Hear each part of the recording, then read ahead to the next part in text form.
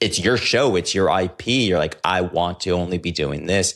So it's not necessarily saying yes or no. It's more a matter of the ego comes in some regards. Interestingly, I find that more on shows that have smaller audience that can't justify that attitude. And when you get to a certain size, there is a sophistication. You understand how difficult this is. You know how hard it's been to build that size of an audience. What's it really like to run a podcast network where almost every decision, growth, sales, even show selection centers on Australia first, global second? And how does tying your network to a large-scale media company with roots in broadcast change what you can offer creators and what you can't? And when audience size, monetization models, and growth strategies are designed for distinctly Australian market and shaped by the infrastructure and expectations of major media companies, the roles shift and opportunities shift. Today's guest, Rachel Corbett, knows this landscape from every angle. Her story moves from a 25-year radio career to launching Australia's first major commercial podcast network at Mamma Mia, and now running Nova's podcast arm, one of the country's largest, bringing scale and resources that independent networks really match. That perspective means she's both lived through and led the evolution of podcasting as a serious business in Australia. I'm Greg Wasserman, host of this amazing show, Podcast Network Insights. I've spent 15 years in advertising sales, and since 2021, I've been immersed in the podcast industry. I believe life is about time and relationships. You never know where one conversation may lead. I've built a lot of relationships and spent time with every kind of podcaster, from solo creators just getting started to the heads of networks, like my conversation here with Rachel. If you've ever wondered whether joining a network makes sense, how these networks actually run, other networks you could explore joining, advertising with, partnering with, learning from, then my goal is to give you a real look behind the scenes so you can confidently navigate whether you host, produce, sponsor, or run a network. While you listen to this conversation, listen closely how Rachel describes the differences between operating inside a broad media company versus going independent, the impact of focusing resources on Australian audience, and why sometimes serving one market deeply can unlock growth that going global can't. Before we get into the show and the conversation with Rachel, I have to at least thank the companies that make this show possible. The show is produced by the incredible team at Stories and Strategies. If you don't know them, I suggest you reach out and learn what they do. I'm using RSS.com for my podcast hosting because too many people think that hosting is just storage, but RSS.com is so much more. They provide features to ensure a great podcast experience, ease of use, maximum distribution, an actual community to learn from, monetization solutions, and so much more. Systems and processes are key for consistency needed in podcasting, which is why I use Northflow, a dedicated project management tool built for podcasters by podcasters. Content repurposing is a huge piece of podcasting. And that's why I use Cast Magic. It helps me with my content repurposing, my guest assets, and so much more. And lastly, please stay and listen to after the interview because there's more to this conversation.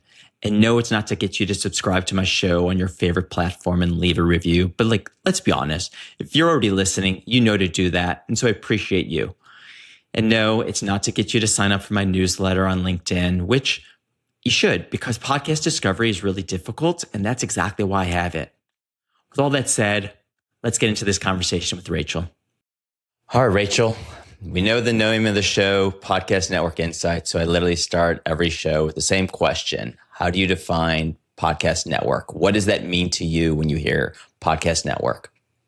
I mean, what it means to me is really a strong partner for a show. That's what I feel running a network, having been on the other side as a creator, a host, a producer, and now moving into looking after networks.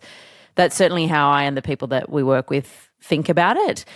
I think, there should be a really strong reciprocal relationship that you have if you join a network. And so for me, it's really about a strong partner. That's what I feel a network is, if you're with a good network.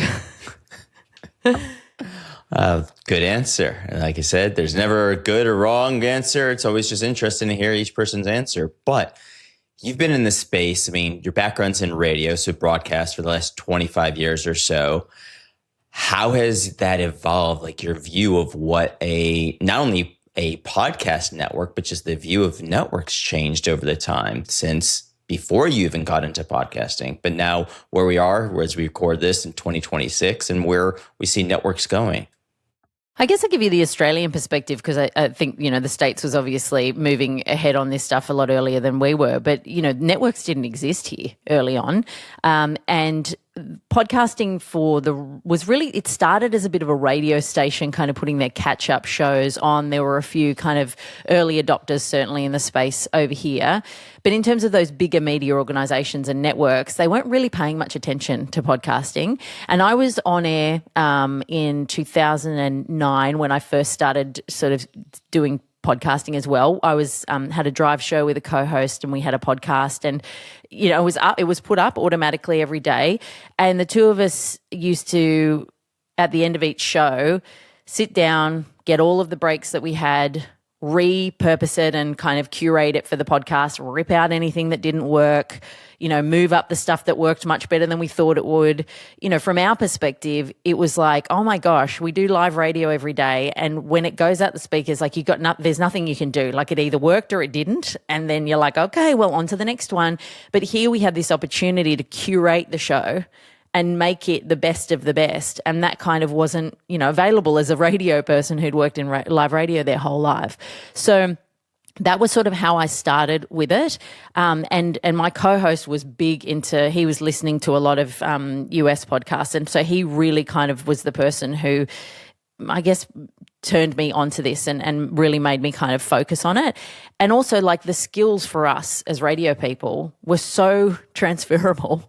And you sort of realized, oh, wow, okay, we know how to do this. So that was the kind of focus. At that point, no networks were doing it. Radio stations were shoving it on there and thinking, are people listening? A lot of people actually were. Like, the audiences were pretty strong at that time. But after I left radio in 2012, I think was my last contract, I sort of thought to myself, gosh, I've got all of these skills and in this radio space, and all of these people are doing podcasts at home. I think I might kind of transition into teaching people about that. There was still no network at that point. So I was kind of teaching at home people. I started a business. It wasn't until 2017 really that there's a publisher here that were predominantly a digital publisher called Mamma Mia, and they had been experimenting with podcasts in the space, and they were like, okay, we want to actually set this up as like a proper arm of our business and a proper network, and they called me up to kind of set that up. And that was sort of the beginning, honestly. They were the first ones really to really focus on this in a proper commercial way. And since then, now everybody's kind of gotten into it, but it was quite a slow evolution. I'm sure it happened quicker in the States than it did here, but it was certainly kind of around about the 2017 mark that it started to become proper serious business here for networks. So between the 2013 when you first started in 2017, why didn't you start your own? Why did I start my own? Why didn't you? Why didn't? Oh, I did. You did. I did. Okay. Yeah, so you had your own network. yes. Yeah, I know. I didn't have my own network. I never wanted to go down that path. It's interesting. People have often said to me across that time, why don't you start your own production business? Why don't you start your own network? Why do you now? It's not an easy path to go down. And I think, revealing some of my past, I had a father who ran a business and went bankrupt. I'm terrified of having a business that's bigger than me and my computer, So for me, when I understand what goes into actually doing this and doing it profitably, you need a machine behind you. You need support, you need people. You got to pay those people wages and super and all those things. You know what I mean? So for me, I guess and maybe I'm too risk averse, maybe I'm not bullish enough in that way. Maybe I could have, made more money down that path, but I'm not that type of person, So I have had people ask me that constantly, but I just sort of, I don't know, maybe I like just doing it on a smaller level, and then working for somebody else to do it. Technically, you're not doing it on a smaller level as you work for, Nova Entertainment, and it's a large entertainment and indie entertainment company. So it's not a small level. It's just working for, I guess, a company who's got different pieces in place that you can step in there and work on what you do best, right? Yeah, and I'm not responsible for paying the bills. You know what I mean? It's like I've worked with even, Mamma Mia was a really big network. Nova's a really big network. I enjoy the exercise of like using my expertise within a space where I can kind of, I've got everything around that I can do it, but the idea of starting from scratch, I'm like, no, can't be bothered with this. So, I mean, I'll go to that. We've now cracked the face if no one's understanding and that you've got an accent. So we're talking about the Australian market here, right?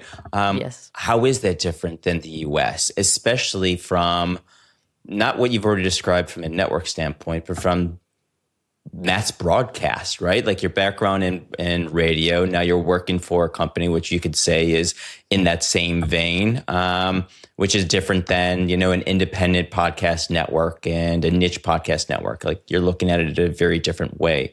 How's it different than anything that we've got here over in the States? Honestly, when I talk to people in the States doing what I do, there's a real assumption, I think, and often from our side, we must be doing things differently, or we must be slightly behind, or we must be approaching things different. And usually the conversations roll out with people internationally and we're all doing the same thing and having the same problems, So I actually think there's more similarities than differences. I would say, obviously, one of the difficult things is that we are a much smaller market from a population size. This is still, mass media, like it's still popular media for us. Over 50% of people are listening to podcasts here. So it's a huge part of the market. The commercial side of things is very sophisticated and evolved. We have a very strong market in the space. I think in terms of how the radio stations play in, there's again a really sophisticated setup and often the benefit of having the radio network when we're talking a lot to a lot of the smaller like independent shows that are selling quite well on their own. What they can't do is answer some of those briefs that require scale and require them to put advertising, I guess, make the ideas bigger than just something within their show and maybe across their social media. And that's where we can really jump in and add benefit. So I think, all the networks here are doing that in some way or another. And so, yeah, it is very sophisticated. I think one of the frustrating things, obviously, we're a long way away, but we're very quickly impacted by international events. I think the situation that's going on right now around the world in the US, like we're feeling that commercially pretty heavily. So, we definitely get the impacts of that globally, even though we don't get a whole heap of the global benefits, but we do get a whole heap of the global disadvantages. And I would say one of the struggles for us is it is very difficult to break an Australian show internationally. We listen to a lot of UK and US content because we grew up with that content on our TVs and we hear those accents. It's natural for us. We've consumed all of that content our whole lives. But it's very rare for an Australian show to break globally in a really big way. I think there's a show at the moment, Tony and Ryan, that's doing that quite well internationally. But yeah, it's quite hard to break out of Australia. So then from the network standpoint, what you're doing, not only what you did with Mamma Mia, but also what you're doing with Nova, it is more contained into the Australian market, and your focus is, hey, this is how we just expand you in this market. You're not promising we're going to take you globally. Now RSS feeds give you the global audience, but as what you said, it's hard to do that. Yeah, I mean, it's not. We definitely have shows on our network that have an international audience for sure. All of them would do, and the international audience would be pretty significant. But in terms of breaking in those markets in a way where, like, if they're as prominent in those markets as they are here, that's very hard. But yes, we're focused entirely on Australia just because that's what the clients want to buy. They want to buy Australian audience.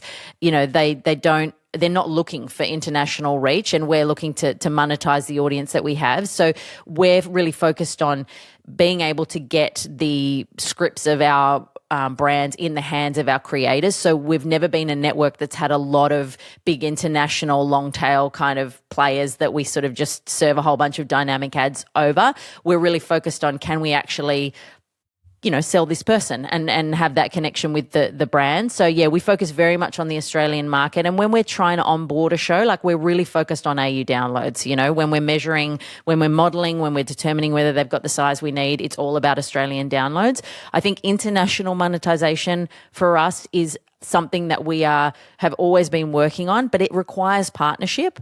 It also requires different audience size in those different markets, and sometimes the audience size in those different markets, we're not hitting those thresholds there because they're higher than we would need here. So yeah, that's a complicated area, and it's one we're always trying to find a solution for, but our focus is predominantly Australian. So this is where my knowledge of the market is limited, but I know you've got iHeart here, but then you've got what Armin is an extension of that over in Australia. While they're independent, there's still a partnership. So from that standpoint, they're able to kind of create collaboration and create some partnership. Is that the benefit that someone like iHeart has in the market? And you guys are then trying to find someone like that in other markets? Or am I just completely out of left field and that doesn't even make sense? No, I'm not sure how their reciprocal relationship works and whether it makes international monetization easier. But yeah, we're we have a lot of discussions with like international partners where something maybe not so like exactly the same as that arrangement, but that we would probably have a reciprocal arrangement around selling their international audience in Australia, and they sell our international audience in their market. But again, sometimes people are experts and specialists in that specific market, and so then you might need another partner in another market, and then you've got all sorts of tech stack issues like, are we on the same tech stack? Can we actually do this at scale? So it's not a sort of simple process. But yeah, it's definitely something that we're constantly talking about and constantly talking to international partners. So if anyone's listening and you're on the Triton stack and you want to hit me up, then please do. I guess is that either a benefit or a downside of being the company that Nova is versus maybe a different non-radio based independent podcast platform? No, because the independents also have the same issue. They're all dealing with Australian clients too. We're all the demand is from clients that want to buy here, and we also have an additional kind of focus for us. Our kind of phrase in market is homegrown conversations. So we've gone down that road, and our strategy is not even necessarily, it doesn't have to be these are the Australian voices, because we have a strong relationship where we're representing Stephen Bartlett and Diary of a CEO and his additional podcasts under Flight Story here in Australia. So it doesn't need to be an Australian voice, but it needs to be kind of conversations that are important to Australian audiences. So those shows that have, a strong Australian audience as well. So yeah, our kind of focus is that, and it's the kind of same with everybody in this market. That's interesting. So I guess you're doing the flip side. So how does that actually work? Working with Diary of a CEO and introducing him, is that it? It's basically, how do we help him as the sales arm out here in Australia and sell his Australian, Australian audience for him? Is that it? Okay. Yeah, it's I'm always careful because it's like, how much of this stuff can I talk about? Yeah. But ultimately, we're a growth and monetization partner for him in Australia, and their additional shows as well. So we've been helping them grow their Australian audience, and then also we have commercial opportunities to actually feature in his show and other shows and things. So yeah, we've been taking the show to market here. We're the exclusive Australian partner for that show, and that's been it's been a great relationship. Obviously, what he's done and what the company have done, in terms of getting to where they've gotten in a short period of time, highly unreplicable. It's not a model that, Joe Blow down the road could go, okay, I'm going to do what Stephen Bartlett did. But it is pretty amazing to see that focus. I think also their real focus on data, we've kind of learnt a lot around failure testing, all of those kind of things that they do almost to the extreme, I would say. That's really the focus of their company. And it's been very interesting to learn some of that and to try and implement some of that stuff in what we do at a scale that, we can do it, basically. So, taking Diary of CEO Stephen and looking at not only the shows under Nova, but what you've been doing. Like, how do you guys support creators? Like, what is it? I'm going to join Nova. What am I expecting? What am I looking for? Why would I be joining Nova? And what is it that I should be getting back? I guess the thing that we always say, and something that the creators that we talk to often say is a point of difference for us, is when they're talking to us versus other people, is that we really are about growing your business together with ours. So we want to be a growth engine for podcasters, businesses. We understand that when you've built an audience and you've got people that turn up and you've got something that you might be monetizing, or you're not monetizing it yet, but there's huge monetization potential and you're not quite sure how to do it, like that's a massive privilege for us to be a part of. And so it is well within our, it's a huge benefit for us to help that show grow if we bring it into our network. So we're very focused on growing audience for our partners, growing their business, growing their revenue, expanding their revenue onto other platforms that they might not have been able to access before. I think certainly one of the things that we offer to a lot of our partners, even the ones that are monetizing quite effectively, is they can't get in the rooms of some brands because they don't have those connections. They're going direct. A lot of the stuff is coming to them because it's coming through social.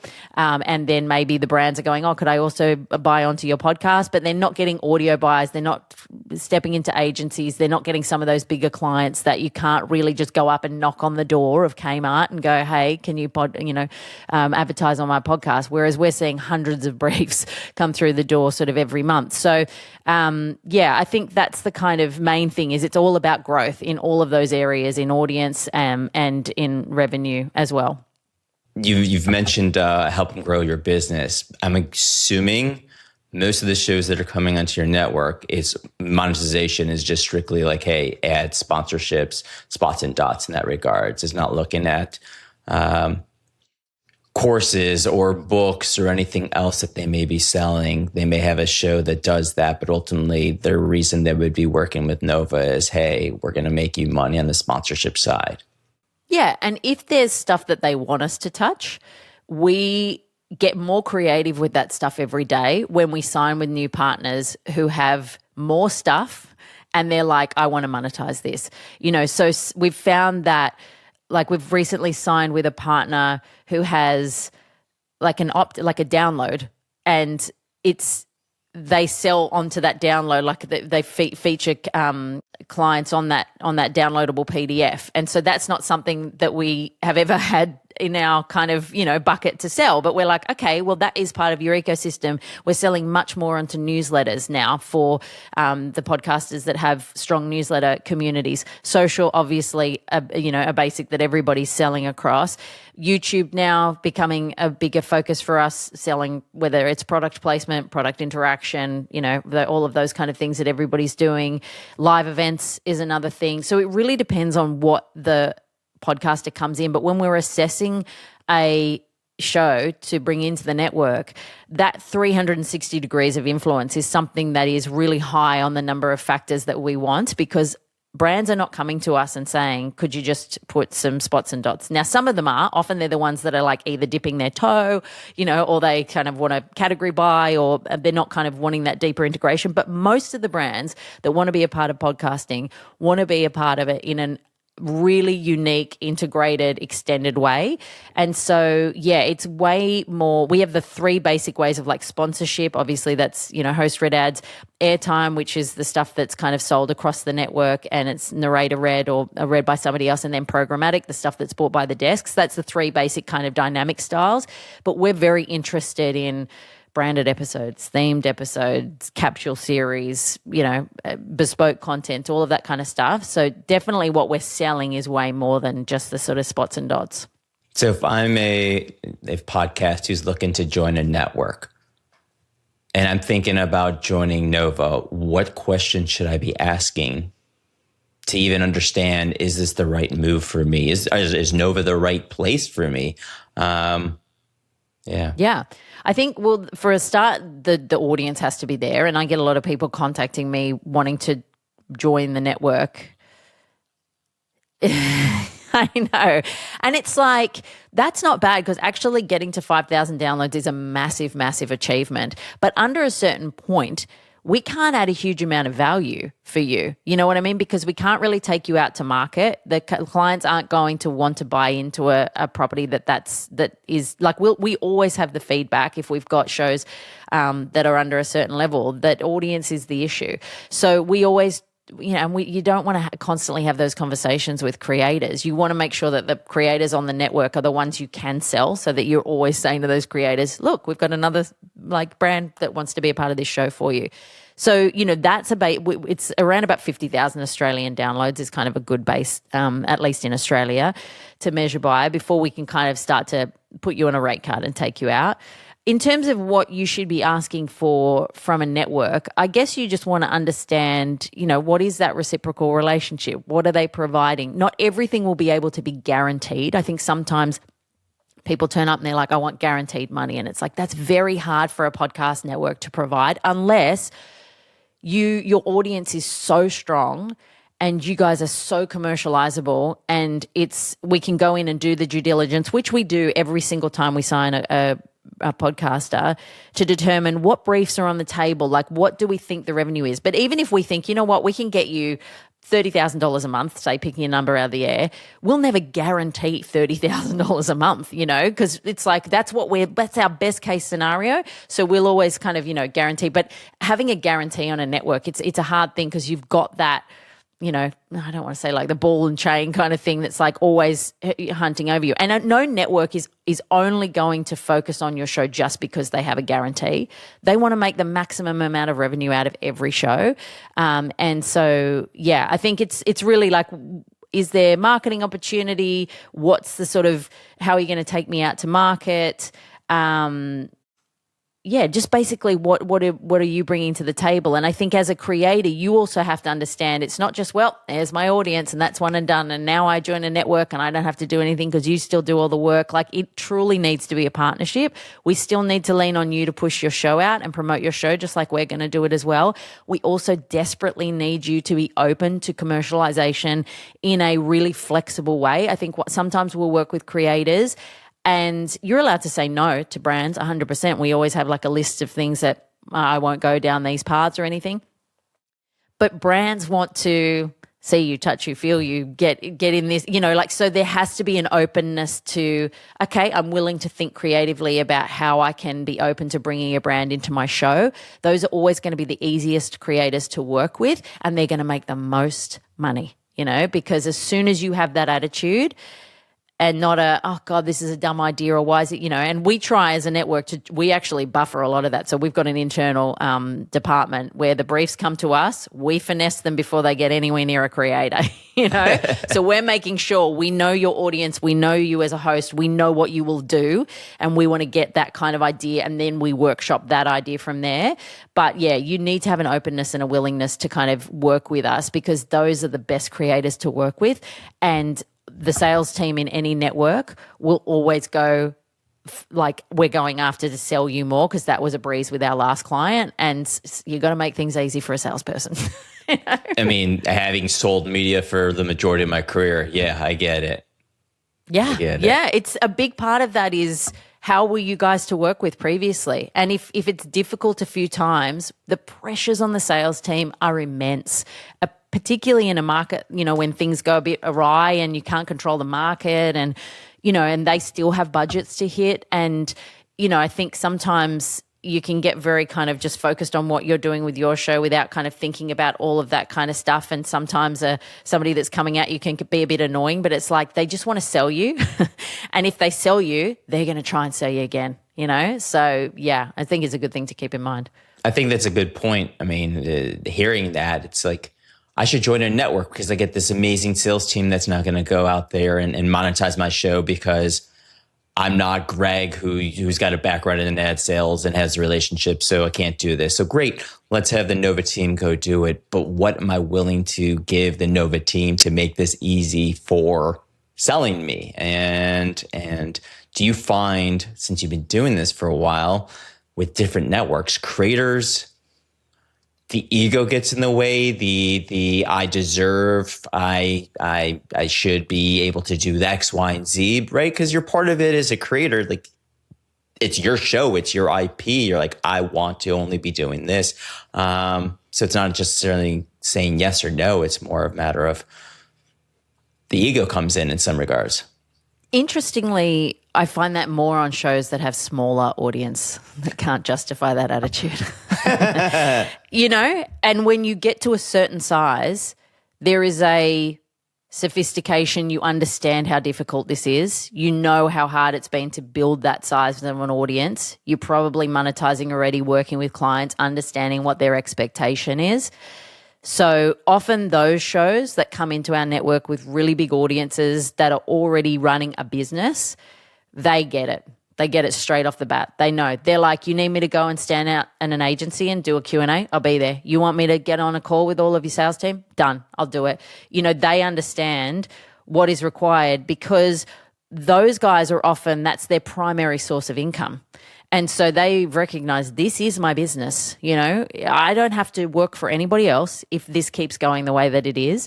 And so I think once they clock that, I think sometimes when the shows are smaller and it might not be working, it feels like it's everybody else's fault but the person at the center of it. And sometimes that vibe, and sometimes it's like, no, actually, like this is hard work to get it to a point where you can do it. And it doesn't happen for everybody. It just doesn't happen for everybody. No matter how hard you try, you might have all of the things ticked on the list of things that other show is doing. And there might be timing. It might, there might be a million different reasons that are out of your control that mean you will not make it to that point. So that can be a very frustrating thing for people to see, I think, because nobody's shouting about their 0 downloads on Instagram. Everybody's talking about their $300 million Spotify deals and their blah, blah, blah, So that is the expectation, I think, sometimes of people that come in, that if I start this, that's where it ends. And it's like that is where it ends for so few people, And I think any podcasters that's listening to this, like that, what Rachel just said, that is really crucial in so many aspects, because the reason why so many are successful is, like you said, timing, but also, as you and I both know, the grind, the grit. But I think what you called out is the person who understands the other side. And too often, maybe a podcaster is like, I only understand my side. And I spend a lot of time trying to educate people. I'm like, look, you are trying to get a sponsor doing the job that I got dedicated as a career doing. Try to understand that. So that's a tough one. Totally. And that perspective will only serve you well, because it is, like I said at the beginning, like it is, if you are thinking about a network, it is a partnership. If it's going to work well and you're going to be in with a network on the long term, like it really is, you are giving to a network and the network is giving back to you. And the more you can understand about that process and kind of help out with that process, then the more money that's on the table for you. Yeah. I mean, part of the reason I started this show is I've heard so many times a podcaster goes to a network and they're upset with the network. And I'm like, why? Right? Well, they're not selling my show. And I thought they'd be selling. I thought I'd be making more. And it's like, as you said, it's all pointing the fingers at someone else as opposed to, hold on, what am I not giving this network? Am I making this easier? And in some cases, you're not the right show. Like the network has evolved. I have to imagine Mamma Mia evolved while you were working there, and Nova's now evolved in the years that you've been there. And so part of it, I think, is how does a podcaster understand the evolution of your business? Because that's every 6 months it could change. Or as you commented on the current geopolitics that are going on right now as we record this, our influence here, and that's going to influence a creator, and a creator is going to go, why was Q1 so light? It's like, well, did you know what was going on in the world in Q1? And so, yeah. Totally. And I think that's our responsibility as a network, and something that we try and do is, we'll have monthly, depends on, who our partners are and what kind of level of interaction they need and want. But, most of them we'd have a monthly catch up with, and we're giving them audience, like they all have access to their audience. I find it strange when people are with a network and they've got no idea what their numbers are. That is wrong. That is wrong. You should be able to access your show and your numbers and see what is going on at all times. If that is your show, you should have access to that data.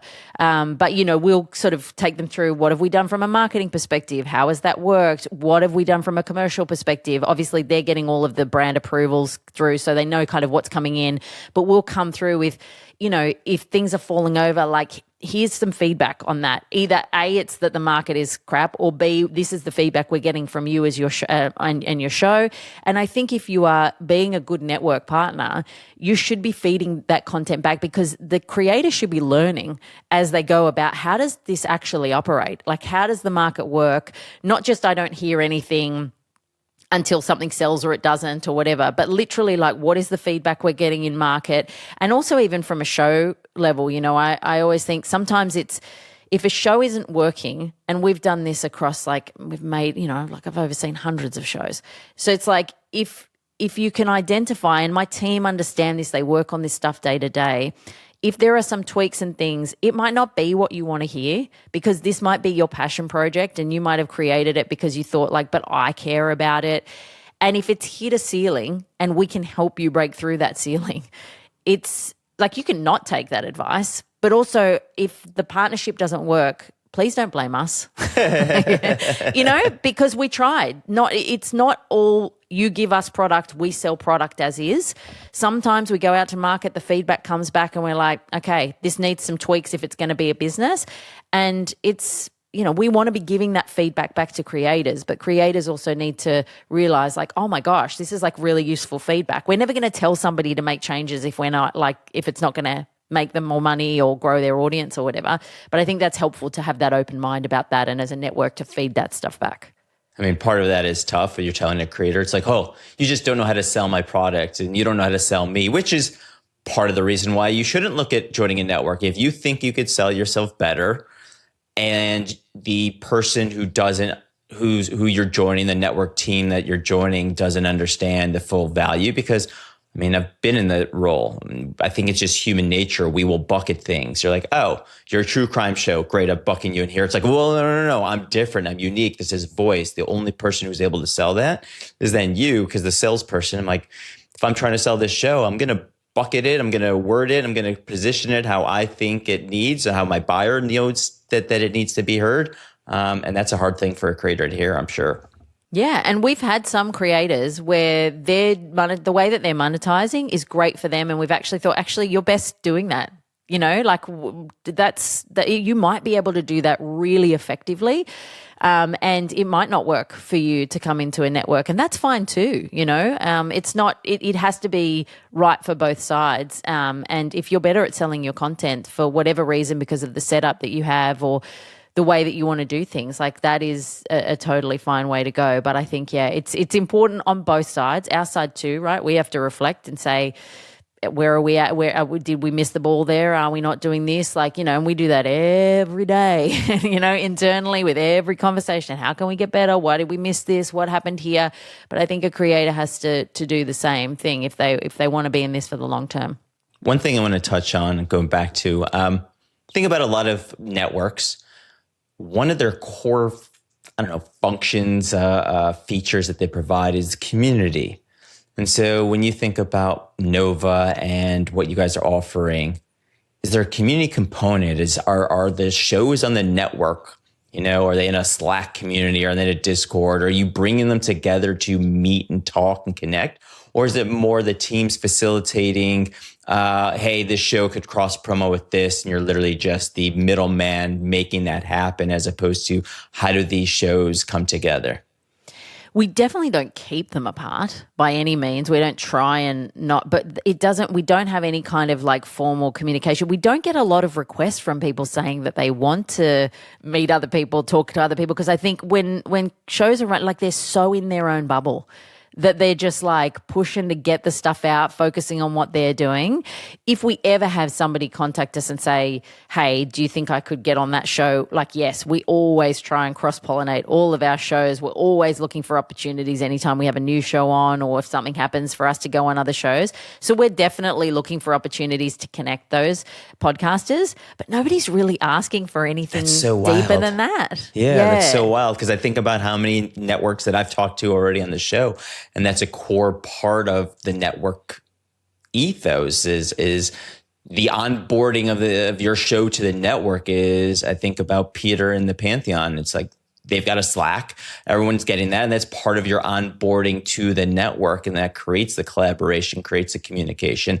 It also allows them to facilitate the information easier at scale than emails or phone calls. But each network, I mean, as I'm learning, that's what I love. They're all operating differently, but community, no, especially because podcasting, community is a huge part of what makes podcasting in my mind. That's a good thing for me to take note of, you know, like I can't imagine that we'd want another Slack channel. But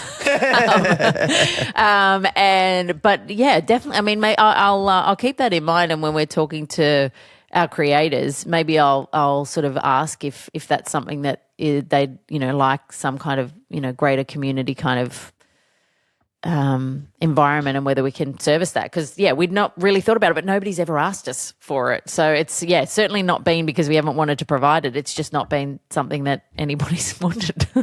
I mean, you think about it, they're leaning on you guys probably as the experts. You're like, I didn't know to even ask that as an opportunity. Or they're in your private pod school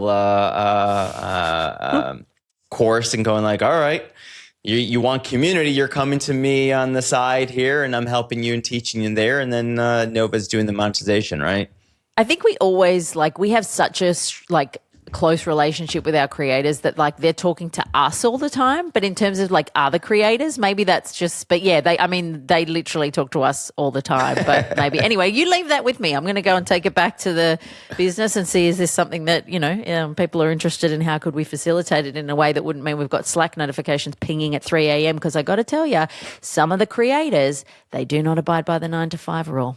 So that could be opening boundaries. up a You may just not have to respond. They're like, hey, here's the message. I'll get back to you when I get back to you, right? Yes, exactly. 2 a.m., can I just say, is not an appropriate time to send notes about your podcast.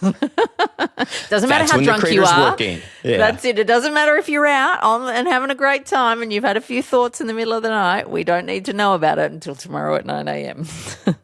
So I'll go back to the question, why didn't you start your own network? So since you've started and run multiple, if you were take away the risk factor, if you were to start your own network, what would you tell a network operator? Hey, this is how I would recommend you starting a network today. No, it's going to be a lot of work. You know, any of the people that I know that run independent networks, you got to be a hustler. You got to be hustling constantly because you're always trying to find new audience, build new relationships. I think it is we work with a couple of independent networks and we are their commercial partner. And I think if I had a network, I would certainly be looking for a bigger network commercial partner because I think most of the people that are smaller, you know, to have 150 salespeople around Australia on the ground already, as opposed to having to build up your own internal sales team and get those, you know, and you in one area, and you know, it's just easier, you know. So that I certainly, if I had a network, I would definitely be putting a call into a bigger network and saying, I've got the audience here. Again, you need the audience to be able to do that. So yeah, I think that's, you know, I would definitely be thinking about who you're signing to your network. I think one of the benefits of maybe being smaller and having a bit more flexibility, you can maybe take a punt. You know, one of the things that is a bit harder at a bigger network is, and we have an internal originals department, you know, we do, and prior to last year, we only created originals. That's all we did. Oh, wow. internally, that is. And we would have all of our licensed and partner shows that did all of their stuff externally, and then we would be their commercial partner. And we shifted to a kind of hybrid model. So we still make originals, but we also create shows or produce shows for other people who have existing audience. And the reason that we did that is because, we had a really strong process of going through our slate and seeing, is this commercializing? Is the audience there? And if it isn't, we'd take it off. Now, sometimes, that was a decent amount of audience, and you cannot fill that audience gap from a standing start if the only lever you have to pull is starting a new show from scratch. So we had to diversify that department so that we could have a bit more flexibility from a download perspective. But if you've got, if you're smaller, you can maybe take a few punts on smaller shows that you might be able to work with and say, could this be something? Whereas it's a lot harder to take that risk as a bigger network, because it's like we got huge audience goals, huge revenue goals, and we need to get audience in the door straight away. So we need to kind of have those thresholds. I'd be definitely partnering with a network, thinking about who you're partnering with, taking some punts, if you've got the flexibility to do so on some shows where you think there might be something there, if you're able to sort of stick with it and do that. And then, try and find the right kind of creators, because, again, those creators that are open, willing to work, flexible, all of those kind of things. I think at the end of the day, when you run your own network and it's a smaller network, you're going to be getting calls from those people at all times of day and night. And you will be the point of contact for that person. And we need to have a good time doing the work we do. And if you are not working with a good, don't sign someone who is going to be a pain in your rear end just because they've got a million downloads. Because ultimately, particularly at a smaller scale, we still get it at a bigger scale, but we've got a firm, no pieces of work policy. Yeah. If you are a piece of work to work with, we will not work with you because the money's not worth it. It's not worth it. We all just want to be here, have a good time. We're here for more of the hours of the day than we're with our families. So just let's be good people about it, So I think, and that becomes even more important when you're a smaller network because you're often the first person that they call. So I guess you've answered the question in two different ways. So the person now that's running a network, so the question was, if I was starting one, but I love how you're like, hey, partner with a bigger network. How does that actually work, right? Because if you think about it, I've got a rev share, call it 60-40, 70-30. And then I'm taking my 30% and I'm going to you and saying, hey, I'll give you a cut of that 30%. And how does that, it becomes a negotiation? Is that usually how it operates? Yeah, it's pretty standard across our agreements of a 60-40 split creator way, but 60. Right, so I'm taking 60-40. So if I'm giving the creator 60, I get 40. Now I come to you and saying, hey, I'm a network and you're a larger network, so I'm going to give you 60% of my 40% just so at least we'll get 40% of yours. So it's correct. You do slice it down, but ultimately, if you're getting 60% of a bigger number, that's better than zero. And some people aren't set up to sell themselves, So it's this is the way that they monetize. If you can set up your own internal sales team and you can get that working, but I've not seen that work a huge amount of times, honestly. It's quite hard to build that up unless you find somebody with expertise and you've got the runway and the cash flow to be able to pay people and to keep that rolling, and some businesses do have that, but a lot don't, so they can't bring on the kind of teams that you need to get that money in the door. So yes, you're slicing a commission to do that, but ultimately you're taking something and the numbers on the sponsorships and the extensions and things that we can get for clients. And I would say the other thing is, potentially the network doesn't benefit as much from this, but from a creator perspective, if you're partnered with the network that's then partnered with a network, all of that stuff we do around the podcast, the social extensions, the integration, the additional episodes, all of that is extra money. That's not on the rev share. That's often talent cost, there's a rate card that we do. So that's in addition, that is kind of on top. So often most of our shows will make money from the rev share split, but then the stuff on top is often where they make a lot of additional cash. And it's great. I mean, like I knew the answer, but hearing it for everyone else, it's the key piece there is the mic drop moment. Something's better than nothing. So if you're at least going to take 20% and you weren't going to get that 20%, why wouldn't you do that? So as a network, go find another network that you can partner with. Go find partners just in general, because that's going to lead to positive things. Totally. Yeah, we all got to work together. We're a very collegiate industry. That's what I like about podcasting, like it's a very, very we're all in this together kind of vibe, which is a really nice environment to be in. So on that note, what's one podcast you would recommend? As you said, getting an Australian podcast into the US market, I have to imagine being American, most of my audience right now is US based, but like, what's one podcast that we should all be listening to that we're not right now? Oh, that's so tough because I've got to pick something from my network, and then I've got to pick one of my babies. It's so hard. Oh, why do you make me do this? No, because then if I say one, I will. I'll be in trouble for not saying another one. What's one? Rachel loves you all. Just know that. I know I do love you all. I know I do love you all. Interestingly, we've just. I'll talk about kind of a show that we've recently signed called Two Broke Chicks, similar to the show that you guys would have had in the US. But two young women that used to work for like a comparison website here and started a show here as a part of that, and then the business basically kind of let them go and do their own thing. And what they have built, they've basically finance focused, so female.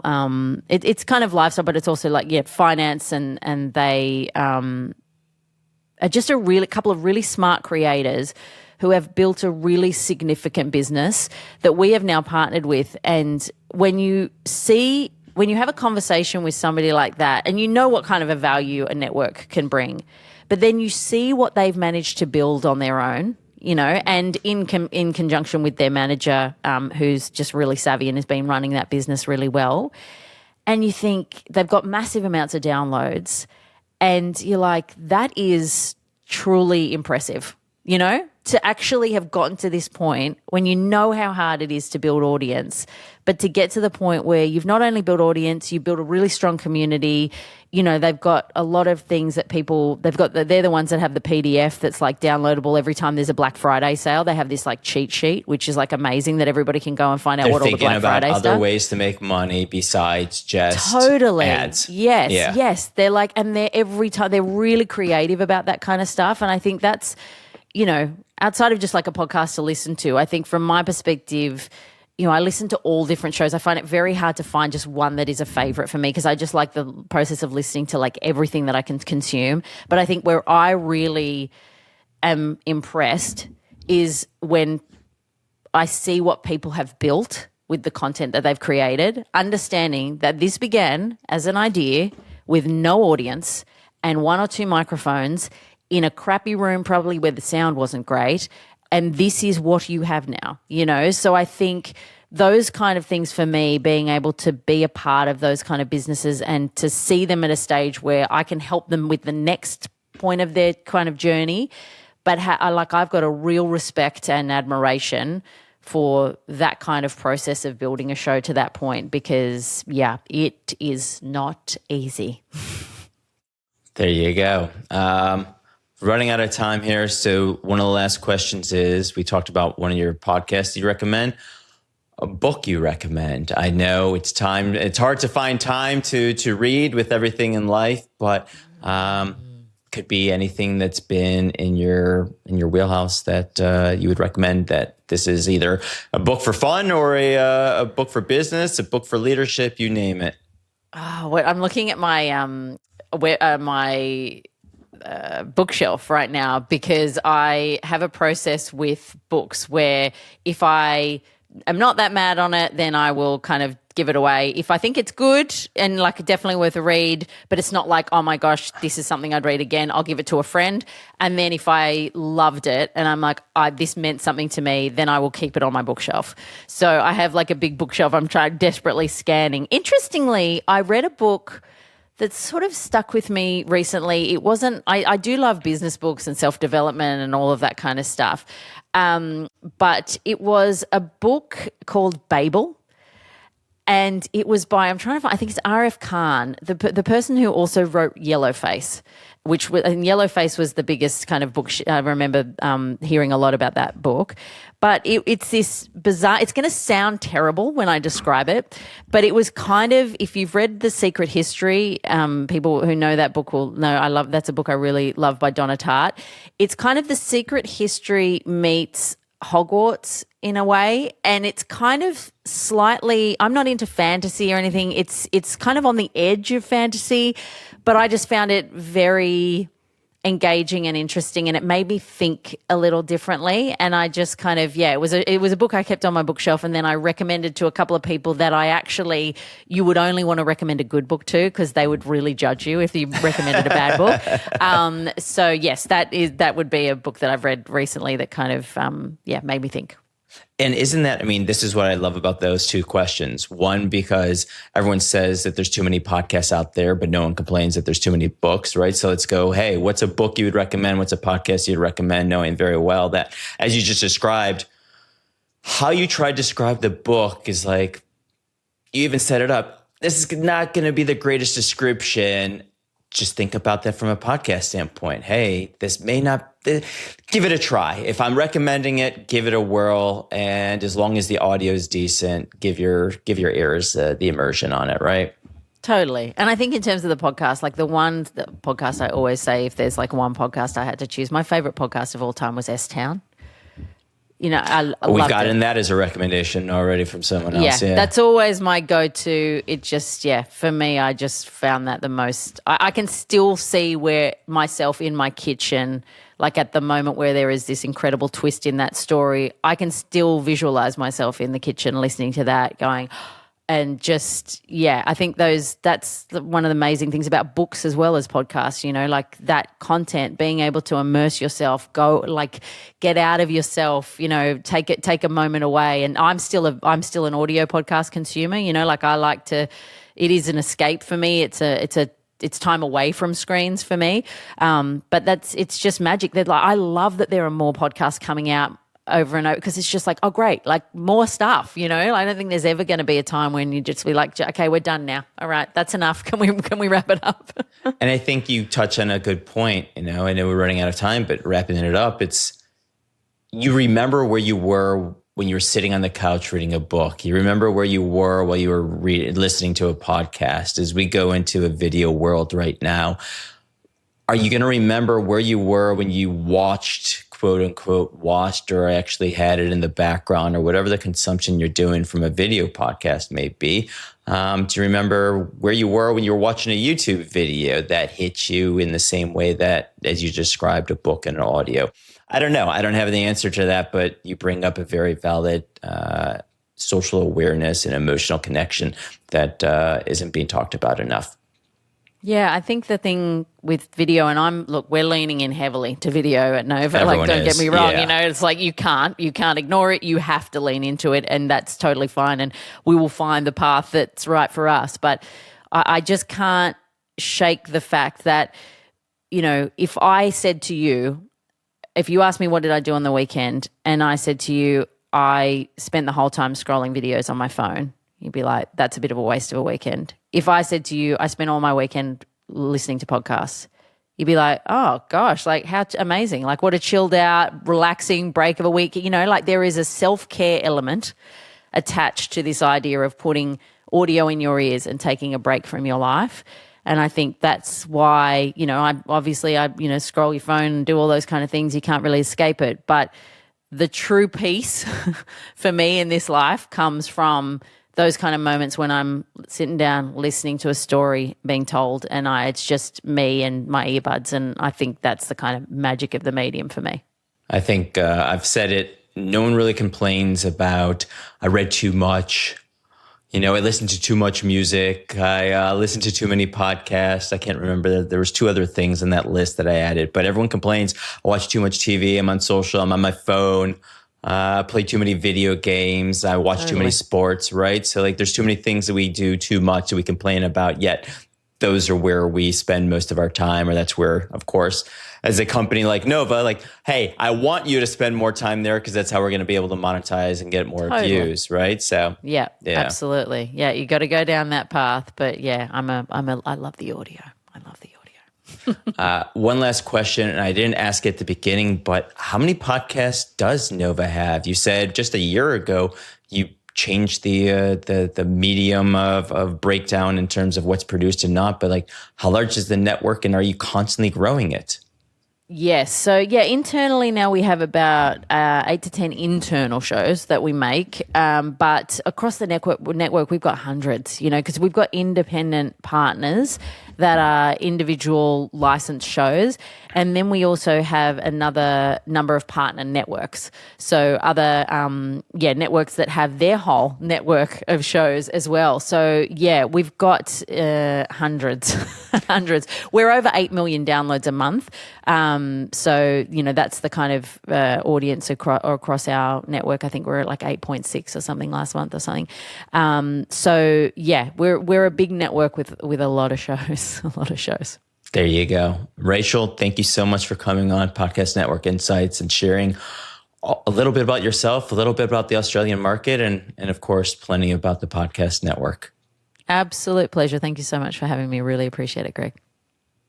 Well, you've made it this far, and I really appreciate it. I truly do, because most of us don't make it this far to a podcast. But if you give me a few extra minutes, let me share my thoughts on my conversation with Rachel. As I said at the beginning, Nova's insistence on focusing on Australian audience numbers before anything else is sharper than what you see in most podcast networks. Rachel emphasized that international reach is nice, but if a show doesn't have enough Australian downloads, it won't make the cut. It's not the story networks usually tell about global reach. It makes you question whether international audience is a real asset or sometimes just a vanity metrics. Besides that, there are a few other things that I walked away from this conversation. First, and this one hit a nerve because I worked in sales, so I understand exactly what she's talking about, but a practical view on what it takes to actually succeed as a creator inside a network. Her whole point, the creators who make it easier for the sales team to sell by being responsive, flexible, and willing to collaborate are the ones who get more opportunities. Plain and simple. She didn't sugarcoat it. If you're good to work with and open to creative integrations, the network goes to bat for you first. It's a piece most creators never hear spelled out. It changes how you think about network partnerships, not as a one-way value delivery, but as a grind where showing up well for the team leads directly to more business. And I can speak single-handedly from my own experience, this is actually true. Second, the openness about partnering with other networks, even when it means slicing up revenue into pretty thin pieces. You hear most networks talk about rev shares, but rarely do you see someone lay out, with no spin, the reality of sending cuts up the line. If you're getting 60% of a bigger number, that's better than zero. That's not how most networks operate. Most try to own the whole stack. Here's practical acceptance that partnerships, even if it looks inefficient on paper, moves the whole business forward. That makes you reconsider what success looks like. Maybe it's less about owning everything and more about finding the right people to carry the things you can't. Third thing, there's almost zero tolerance for difficult partnerships. And this kind of goes back to that first point. No matter how many downloads are at stake, Rachel was blunt. They're not afraid to walk away from someone who makes the work miserable, even if that show's audience numbers are huge. Most people assume networks will put up with a lot for big numbers, but here, quality of the relationships trumps temporary metrics. That might be the quietest, but most high impact filter for long-term stability. And the fourth thing that kind of stood out to me, Nova isn't leaning on creator community as a default value add. No mandatory Slack, no new network for network's sake. Shows are often in their own lane. And Rachel's happy to facilitate collaboration, but only when creators actually want it. It's a sharp contrast with networks who lead with community as the number one feature. There's a lot to sit in there, and I'm curious what you learned. But once again, thank you for tuning in. To those few people who continue to give me the stars on Apple, I appreciate it. To all the DMs that are enjoying this podcast, once again, thank you for tuning in. To those of you who've given me a 5-star review on Apple, I appreciate it. To all of those that have given me DMs, sent me LinkedIn notes, I appreciate it. It is showing why this conversation matters. As I say, life is about time and relationships. You have no clue where one conversation is going to take you. This is why I have this show. This is why I'm able to bring these conversations to you. This is why I love networking and why you have no clue where listening to these conversations will take you now or in the future, but I guarantee you, your future self will thank you for tuning in. As I said, I live on LinkedIn. Reach out. Let's talk. To those who've already done so, I appreciate you. I have a newsletter that promotes podcasts because podcast discovery is difficult. You'll find it on my LinkedIn profile. As you know, subscribe where you listen. New episodes come out every Thursday wherever you consume your podcasts. And until next time, I appreciate you.